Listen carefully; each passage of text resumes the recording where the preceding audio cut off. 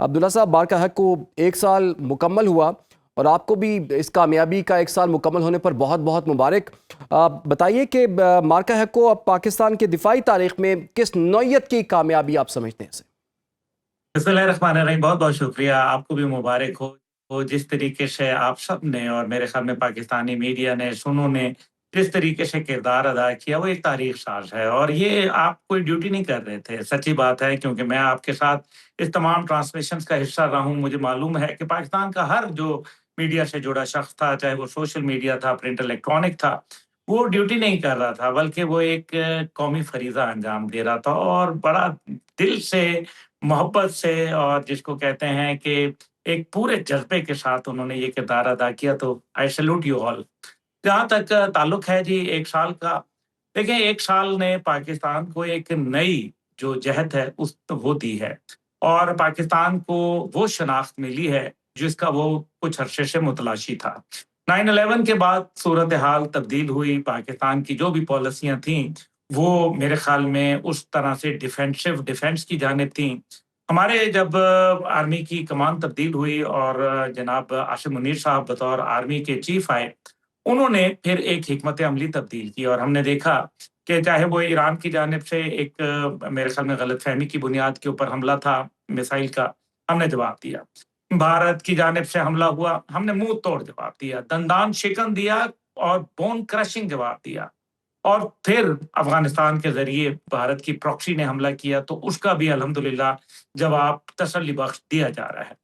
لیکن اس سطح کے اندر ایک اور اضافہ ہوا، اور وہ ہوا ہماری سفارتی کامیابی۔ اللہ تعالیٰ نے ایک میرے خیال میں ایسا حالات پیدا کر دیے کہ دنیا ایک تیسری عالمی جنگ کی طرف بڑھ گئی، اور ہم نے پھر دیکھا کہ کس طریقے سے ایران اور امریکہ اور اسرائیل جنگ کے اندر پاکستان نے بہترین حکمت عملی، 193 ممالک کے اندر صرف پاکستان کو یہ شرف حاصل ہوا کہ اس نے آگے بڑھ کر یہ کہا کہ اب بس ہو جانی چاہیے، اور امریکہ کو بھی یہ باور کرایا کہ آپ جو کر رہے ہیں یہ آپ کے لیے اور پوری دنیا کے حق کے لیے بہتر نہیں ہوگا۔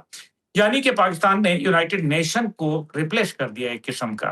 میں سمجھتا ہوں کہ یہ ایک لائق تحسین ہے، اور اب جو پاکستان اس 1 سال کے اندر کھڑا ہے، وہ پاکستان اپنی شناخت پہ کھڑا ہے، اپنی پہچان پہ کھڑا ہے، اور بھارت کی نگاہوں سے جو پاکستان کو دیکھا جاتا تھا، اسرائیل کی آنکھوں سے جو دکھایا جاتا تھا، وہ میرے خیال میں ایک چیپٹر اوور ہو چکا ہے۔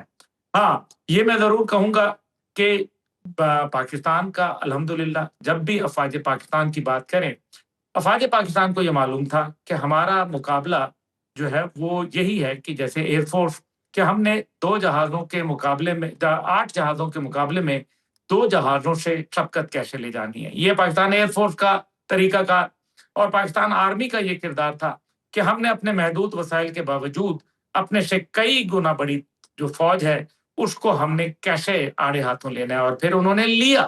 اور جی پھر ساتھ ہی ساتھ ہم نے یہ بھی دیکھا کہ ہماری جو نیوی تھی اس کی دھاک اور دہشت کی وجہ سے INS وکرانت کے چرچے تو بڑے ہوئے کہ جناب ایئر کرافٹ کیریئر جو ہے وہ روانہ ہے پاکستان کی جانب، اور پتہ نہیں کراچی کو اڑا دے گا، یہ کر دے گا، وہ کر دے گا۔ باخدا پاکستان کے بحری جو محافظ ہیں انہوں نے ان بحری قزاقوں کو وہاں آنے نہیں دیا، اور ان کے خوف اور ہیبت سے یہ سمٹ کر رائی ہو گئے، اور بالکل نتیجہ یہ نکلا کہ الحمدللہ پاکستان کو اللہ نے ایک عظیم کامیابی دی۔ یہاں بالکل، یہ اگر میں اپنی عبداللہ مردل انٹیلیجنس صاحب، ایجنسیز یہ کے ویسے آپ نے بڑی اچھی بات کی ہے کہ پاکستان ایک بالکل نیا پاکستان، اور کہنے والے کہتے ہیں پرانے نقشے پر یہ نیا پاکستان پوری دنیا نے اب دیکھا ہے۔ DGISPR نے کل بڑے ایک اہم جملہ جو ہے وہ بولا، انہوں نے کہا کہ پاکستان نے اپنی طاقت کا صرف 10 سے 15% جو ہے وہ یہ دکھایا ہے۔ اس بیان کو آپ کس تناظر میں دیکھتے ہیں، اور کیا اب انڈیا کو اندازہ ہے، وہ جو آپ اکثر ذکر کرتے ہوتے ہیں کہ حافظ دواخانے سے جو ان کی ایک علاج ان کا چل رہا تھا، تو ابھی تو میرے خیال میں پہلی ڈوز تھی، یہ 10 سے 15% ان کو افاقہ ہوا ہوگا، مزید ڈوز بھی ان کو چاہیے یا پھر وہ اس دفعہ باز آ جائیں گے؟ دیکھیں، ابھی تو چند گھنٹوں کی ڈوز دی تھی، ابھی تو پورا علاج باقی ہے، اور انشاءاللہ تعالیٰ وہ تسلی بخش بنیاد کے اوپر صیغہ راز میں رکھ کے کیا جا رہا ہے۔ انشاءاللہ تعالیٰ بے فکر رہیں، آپ نہ گھبرائیں۔ میں جو بات کر رہا تھا کہ جہاں ہماری ان تینوں مسلح افواج کا ذکر کیا، وہاں اگر ہم اپنی انٹیلیجنس ایجنسیز کا ذکر نہ کریں تو میرے خیال میں یہ بڑا ظلم ہوگا۔ इंटेलिजेंस एजेंसीज का किरदार इतना जबरदस्त था क्योंकि किसी भी कौम के लिए उसकी आंखें और कान उसकी इंटेलिजेंस एजेंसी होती है, जिसने सही रास्ते के ऊपर अपने पिन पॉइंट एक्यूरेसी के साथ बता दिया कि दुश्मन के यहाँ यहाँ चीजें मौजूद हैं। अब जैसे DISI की बात करें तो वो हमारे नेशनल सिक्योरिटी एडवाइजर भी हैं और उनकी एक बेहतरीन हिकमत अमली की वजह से अल्हम्दुलिल्लाह अल्लाह ने हमें बहुत कुछ जो है वो इज्जतों में इजाफा किया और कर रहा है। अब जो अगर बात कर लें कि जो अभी उनके मुस्तकबिल की तैयारियां, देखिए 15वीं कोर के कमांडर जो है जनरल राजीव गाय, उन्होंने कल ही कहीं एक बातचीत की है जिसको मैंने सुना, जिसमें उन्होंने कहा कि हमने ऑपरेशन सिंदूर से बहुत कुछ सीखा। उन्होंने ये भी कहा कि हमारा बॉर्डर जो था वो एक था, लेकिन हमारे दुश्मन जो थे वो कई थे, जिनमें उन्होंने का इशारा चीन और तुर्की की जानिब भी था। लेकिन वो ये भूल गए कि पाकिस्तान का दिफाई मुआहदा सऊदी अरब के साथ भी है, वो उन्होंने उनका नाम ही नहीं लिया। हालांकि ये वो भूल गए कि या शायद भूलना चाहते थे कि 42 अरब डॉलर का उनके साथ उनका ट्रेड है और जाहिर है पाकिस्तान और सऊदी अरब तो भाई हैं। एंड ऑफ द डे पे भाई भाई के साथ खड़ा हो जाता है और दुश्मन की जो नींदें हैं वो हराम कर देता है। हाउएवर, ये अगर देखा जाए कि भारत का इस टाइम पे भारत के पास जो टेक्नोलॉजी है वो चूं चूं का मुरब्बा है, या यूं कहें कि आंगन टेढ़ा है। एक तरफ 114 राफेल जहाजों की डील की गई है, तो दूसरी जानिब फ्रांस ने सोर्स कोड देने से इनकार कर दिया है, यानी कि ये जहाज तो होंगे लेकिन फूंके मार के उड़ाने वाले। दूसरी जानिब जो है एवैक्स उनके पास अमरीकी हैं, S-400 जो है वो रूसी है, जी। और इसी तरीके से उनके पास फ्रांस की टेक्नोलॉजी है और दीगर उनके पास स्वीडन की टेक्नोलॉजी है, स्विट्जरलैंड की टेक्नोलॉजी है, और यानी कि रूस की टेक्नोलॉजी है। चूचू का मुरब्बा बेसिकली, लेकिन इस सब के अंदर एक जो इको इंटीग्रेशन होती है वो उनके पास मौजूद नहीं है। पाकिस्तान के जो पायलट्स हैं वो तो मेरे ख्याल में उन्होंने बता दिया कि अभी तिफले मकतब है भारतीय फजाइया, और पाकिस्तान के उस्ताद के पास पहुंचते पहुंचते एक वक्त लग जाएगा। लेकिन DGISPR जनरल अहमद शरीफ चौधरी ने एक और बड़ी मजे की बात कही, और वो ये कहा कि 14 अगस्त को जो इस बार परेड होगी उसके अंदर भारत को कुछ और नजारा दिखाया जाएगा। यानी कि लगता यह है कि चेंगडू इलेक्ट्रॉन जो एविएशन है जी। उसकी जानिब से J-35 जहाज की मुझे कुछ घन घरज सुनाई दे रही है। 5th जनरेशन मल्टी रोल जहाज और पाकिस्तान की फजाइया का हिस्सा बनने जा रहा है। इसी तरीके से जो कि एयरबोर्न अर्ली वार्निंग सिस्टम्स हैं वो हम देखना चाह रहे हैं कि वो शायद एवैक्स पाकिस्तान के पास आ जाएं, जो पाकिस्तान को एयर सुपीरियॉरिटी के अंदर मजीद बेहतर की तरफ ले जाएं। बहरहाल भारत अभी जो है उसको ये तमाम चीजों को समेटने में, इसको इंटीग्रेट करने में, इनके जहाजों को आने में और बहुत कुछ, और फिर आपको पता है कांस का प्रोजेक्ट है पाकिस्तान और तुर्की के दरमियान। अब ये तमाम बातें जो हैं ये पाकिस्तान को एक नई सतह के ऊपर ले गई हैं, और जहां पाकिस्तान अस्करी और पाकिस्तान ने सिफारती कामयाबियां समेटी हैं, वहीं पाकिस्तान अब मेरे ख्याल में मुआशी बेहतरी की तरफ जा रहा है। मैं आपको इतला करता जाऊं कि ह्यूंडी का काम जो था वो पहले पाकिस्तान से दीगर ममालिक के अंदर भेजा जाता था।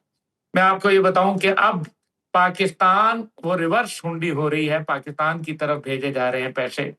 पाकिस्तान कोई बहुत बड़ी कामयाबी समेट रहा है, और अल्हम्दुलिल्लाह मैं जैसे गुजारिश करता रहता हूं कि अब सियासत चमकाने का वक्त नहीं है, जी। रियासत चमकाने का वक्त है। रियासत चमकाएंगे तो आपकी, मेरी, सबकी किस्मत जो है उसका सितारा चमकेगा। सुनो मेरे पाकिस्तानियों, सुनो टीवी के जरिए, ये बात गौर से सुनो। बिल्कुल अब्दुल्ला हमीद गुल साहब, बड़े बड़े अहम नुकात पे आपने बात की है।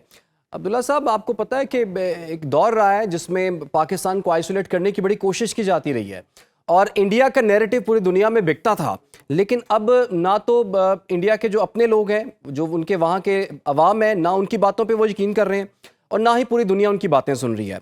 अब पाकिस्तान का नैरेटिव बिक भी रहा है और पाकिस्तान की जो एफर्ट्स हैं उनको एक्नॉलेज भी किया जा रहा है। इस तब्दीली को आप किस तरह से देखते हैं? और आने वाले दिनों में जैसा कि अभी हम देख रहे हैं कि मशरिक़ वस्ता में कोई कॉन्फ्लिक्ट आ रहा है तो पाकिस्तान उसमें रोल प्ले कर रहा है, पाकिस्तान जिस खत्ते में मौजूद है, ईरान वाला मामला है, पाकिस्तान इसमें रोल प्ले कर रहा है, دیگر معاملات میں بھی پاکستان رول پلے کر رہا ہے، تو اس کو پاکستان کس طرح سے اپرچونٹی کے طور پر لے سکتا ہے؟ اور جیسے کہ آپ نے معاشی طور پر بات کی ہے، تو اس کا کچھ یہ چیزیں ٹرانسکرائب ہو کے معاشی طور پر پاکستان کو کیسے بینیفٹ دے سکتی ہیں؟ میں سمجھتا ہوں کہ پاکستان کا نیریٹو نہیں بک رہا، پاکستان کا نیریٹو نہیں بک رہا، بلکہ پاکستان کا سچ دکھ رہا ہے لوگوں کو۔ اب بھارت کا چشمہ اترنے کے بعد پاکستان کا خوبصورت چہرہ دکھنا شروع ہو گیا۔ پاکستان اس سے زیادہ بھارت کی پھینٹی لگا سکتا تھا۔ دیکھیے، حقیقت یہ ہے کہ اسپیکٹرا سسٹم ہونا اور میڈیا اور میسائل ہونا، 4.5 جنریشن رافیل ہونا، یہ معمولی باتیں نہیں تھی۔ دنیا کا بہترین ڈیفنس سسٹم S-400 ہونا، یہ اللہ تعالیٰ کی بڑی نعمت تھی، کیونکہ جب دنیانو مرسوس بنے شیشہ پلائی دیوار، تو پھر اللہ تعالیٰ نے جو وعدہ کیا تھا کہ میں تجھے فتح سے ہمکنار کروں گا، وہ کیا۔